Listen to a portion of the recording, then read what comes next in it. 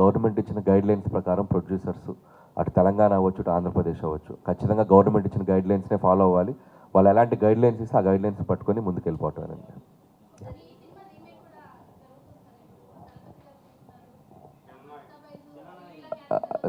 So యాక్చువల్గా అది వాళ్ళు కూడా చాలా దాచిపెట్టి చెప్తున్నారు. మా డైరెక్టర్ కూడా ఇది కొంతమంది రీమేక్ అంటున్నారు, కొంతమంది కాదంటున్నారు, ఇది తలపతి విజయ్ గారి సినిమా అని చెప్పాడు ఆ డైరెక్టర్.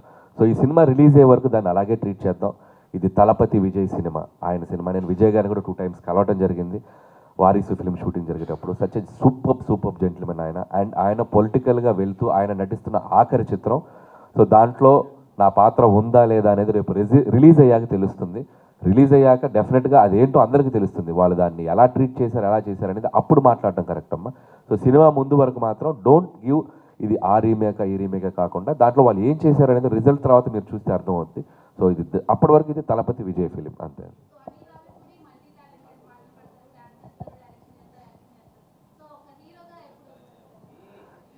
ఇప్పుడు వరకు ఎన్ని వేషాలు వేసినా అది మీకోసమే, ప్రేక్షకుల కోసమే. ఏదో వాళ్ళ అటెన్షను, వాళ్ళు నన్ను అభిమానిస్తే ఏదో నా సినిమాల మీద వాళ్ళ పట్ల ఒక ఇంట్రెస్ట్ పెరుగుతుంది. సో అనేది ఎప్పుడు నా కోరికమ్మ. అండ్ ఇన్బిల్ట్ ఒక క్రేజీ ఫెలో నేను. సౌండ్ వస్తే ఆగలేను, మ్యూజిక్ వస్తే ఆగలేను. సో బేసిక్గా నా నేచర్ అదే, నవ్వుతూ ఉంటా, నవ్విస్తూ ఉంటా. And I carry my self, నేను ఎలా ఉన్నాను అలాగే ప్రజెంట్ చేస్తా. ఇక హీరో అంటారా, అది ఇప్పట్లో ఆలోచన లేదు.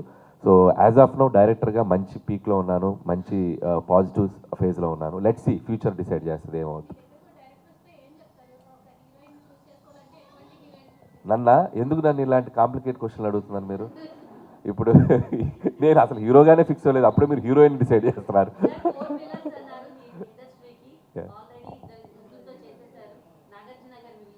ఖచ్చితంగా అండి, ఖచ్చితంగా. చాలామంది అడుగుతున్న ప్రశ్న ఇది. నిజంగా చేస్తే ఒక సర్కిల్ వేసినట్టు ఉంటుంది. నాకు చాలా ఇంట్రెస్ట్గా ఉంది. చూద్దాం, ఇంకా ఈ 2-3 yearsలో ఎప్పుడైనా అలాంటి కాంబో కుదిరితే ఖచ్చితంగా చేస్తానండి. అదే ఖచ్చితంగా, మీరే మంచి కథ ఉంటే ఇవ్వండి, మంచి ఐడియా.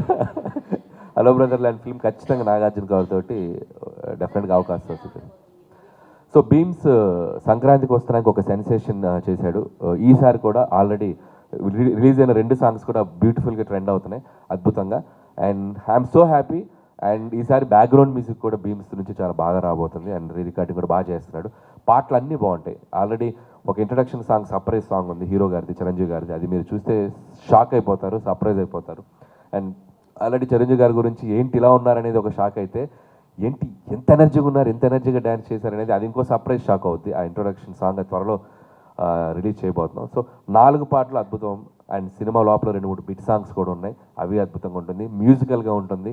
ఈసారి ఎంటర్టైన్మెంట్తో పాటు అద్భుతమైన డ్రామా కూడా ఉండబోతుంది. బ్యూటిఫుల్ క్యారెక్టరైజేషన్స్, ఎమోషనల్ డెప్త్, అన్ని రకాలుగా యాక్షన్, ఫ్యాన్స్కి కావాల్సిన beautiful action and mass elements ఉంటాయి. అండ్ నాకు చిరంజీవి గారిని నేను ఎలా పరిచయం అయ్యారో, నేను చిన్నప్పటి నుంచి చూసిన చిరంజీవి గారు నాకు ఎలా పరిచయం అయ్యారో, ఆయన్ని మళ్ళీ నేను ఒకసారి ఇంకోలా పరిచయం చేద్దామని ఒక అప్డేటెడ్ వెర్షన్లో ట్రై చేశాను.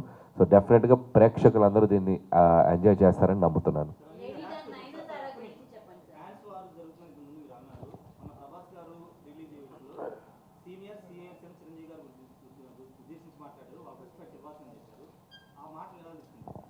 సో అది చాలా చాలా గ్రేట్ క్వశ్చన్. దాని గురించి రేపు ఒక పెద్ద ఈవెంట్లో మాట్లాడదాం అనుకుంటున్నాను.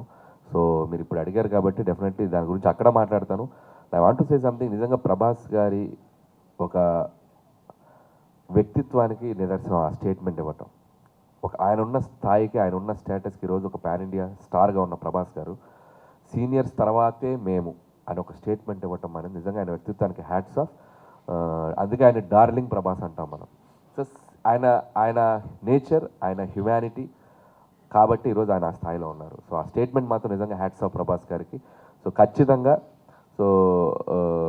మా తరపున రాజాసాబ్కి 8th ప్రీమియర్స్కి మేమందరం మా టీంతో వెళ్ళి ఆ సినిమాని మేము సెలబ్రేట్ చేసుకుంటాం. అది త్వరలో చెప్తామండి. అంటే అది ఇంకా ప్లానింగ్ జరుగుతుంది, ఎట్లా రిలీజ్ చేయాలి ఏంటనేది. అండ్ ప్రొడ్యూసర్స్ వాళ్ళు చెప్తారు అది ఎట్లా ఏంటని.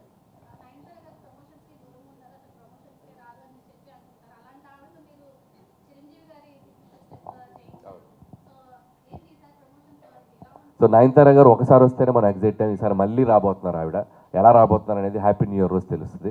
సో నయనతార గారు నిజంగా ఈ సినిమాకి చాలా బాగా కోఆపరేట్ చేశారు. అండ్ చాలా బాగా సపోర్ట్ చేశారు. అండ్ మాకు ఆగస్ట్ సెప్టెంబర్లో 2 నెలలు స్ట్రైక్ వల్ల డిస్టర్బ్ అయింది. సో డిస్టర్బ్ అయితే ఆవిడ 1.5 month హైదరాబాద్లోనే స్టే చేశారు సినిమా రిలీజ్ అయ్యే వరకు, అదే సినిమా షూటింగ్ కంప్లీట్ అయ్యే వరకు పిల్లలతో సహా ఇక్కడే స్టే చేశారు ఆవిడ. ఎందుకంటే ఆవిడ పిల్లల్ని వదిలి ఉండలేరు, ఒక 1 day అయినా 2 days అయినా వెంటనే. సో 1.5 month ఇంటికి దూరంగా ఇక్కడ వచ్చి ఉంటాం అనేది నిజంగా నయనతార గారికి కూడా చాలా థ్యాంక్స్ చెప్పాలి. సో చాలా బాగా సపోర్ట్ చేశారు. అండ్ ప్రమోషన్స్ మీరు అన్నట్టు నాకు దొరికింది ఆపర్చునిటీ. ఆవిడే సర్ప్రైజ్ అయ్యారు, ఎందుకని నువ్వు చెప్పగానే నేను చేసేసాను, నాకు అర్థం కాలేదండి ఆవిడ. సో నాకు అదొక రకంగా మీ అందరి దగ్గర నుంచి ఆ అప్రిషియేషన్ తీసుకోవడానికి హెల్ప్ అయింది. సో నయనతార గారితో ప్రమోషన్ చేయించారని ఒక అప్రిషియేషన్ రావడానికి హెల్ప్ అయింది. సో మళ్ళీ నయనతార గారితో హ్యాపీ న్యూ ఇయర్ ప్రమోషన్ రాబోతుంది. సో అది కూడా మీరు ఎక్సైట్ అవుతారు, బాగుంటుంది.